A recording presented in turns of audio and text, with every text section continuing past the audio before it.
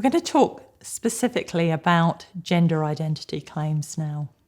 Gender identity has a huge range, and so it's quite difficult for us to talk in generalised terms in a video like this.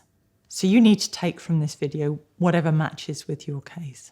It is important that throughout your case you know that you are entitled to be treated with respect and to be referred to and addressed in your gender identity, using the name that you choose. It may still be necessary for your birth identity to be registered, but that doesn't mean that you shouldn't be treated at all other times in the name and the identity that you've identified for yourself. One of the things that you'll need to think about in your case is how you describe your gender identity. That may be very simple. You may feel that you know very clearly what it is, but it may be more complex, and it may involve you using a description rather than a label that somebody else has thought of. And it's your identity, so however you describe it is right. There is no other right and wrong way. Whatever your gender identity is may be different from the way that you are expressing your gender identity. Those two things aren't necessarily the same, and you may not want to express your gender identity or have the opportunity to express it so far or at this time. And so you need to be clear with your lawyer and with the Home Office about what your gender identity is and what your issues are around expressing your gender identity.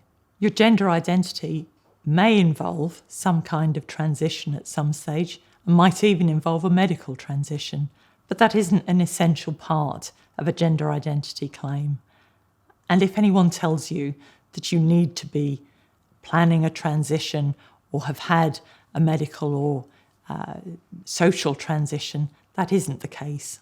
When you're preparing your statement or when you're talking to the Home Office in interview, one of the places to start will be just talking about your everyday life, your experiences, how you want to live, if there are constraints on how you live, which mean that you're not expressing yourself in the way that you'd like to, and whether that stops you from having your gender identity as you perceive it. Let's have a think about some questions that might help you when you're writing your statement, and they'll help you to prepare for what questions the Home Office might ask you. So perhaps the starting place might be, when did you first perceive your own identity as it is now? Maybe that's a very recent thing, maybe that's how you always felt. And that's your own personal explanation and your own personal story. There is no right and no wrong answer. Think about how it was when you were younger. Did other people perceive that you were different in your gender identity in some way? That might have even included them thinking that your sexual orientation was different. Some people do get confused between sexual orientation and gender identity.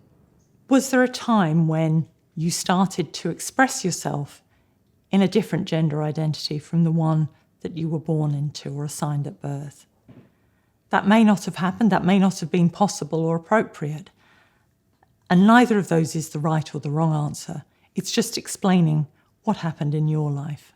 When you're thinking about submitting evidence to back up your case, that can come from a variety of different sources. Witnesses can be particularly important, but there might not be any witnesses in your case who know enough about you or anything about you or your gender identity. And if you haven't got a witness, that doesn't mean that your case can't succeed. But if there should be witnesses available, then try to persuade them to support your case by writing letters or statements themselves. Those witnesses might be family members who are prepared to write and tell them about your life when you were growing up or earlier with them. It might be friends that you know now in your new identity, who may not know anything about your background, but can talk about how you live your life and what your gender identity is now. Gender identity is not a medical issue. It's about your personal identity. Now, there might be medical aspects to your case, either because you've had a medical transition or some other intervention at some stage, perhaps even some intervention that wasn't your choice and was against your wishes. So there might be medical evidence that's relevant.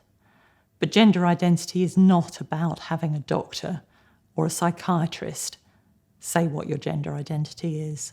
You need to talk about your gender identity as it is in the United Kingdom. How do you describe it now?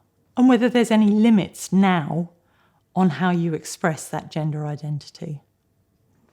You might be told by people who are trying to be helpful that if you have a gender identity, you must live in that identity in the UK. But we know that some people don't do that because they can't until they know that they're going to be safe here. You need to explain what your situation is and live the life that is true for you and explain your decisions. And so long as you are open about explaining how your life is and why it's the way it is, hopefully you will be believed. You need to talk in your statement and in your interview about what would happen if you went back to your own country of origin. Would you be able to live in your gender identity in the way that you want to?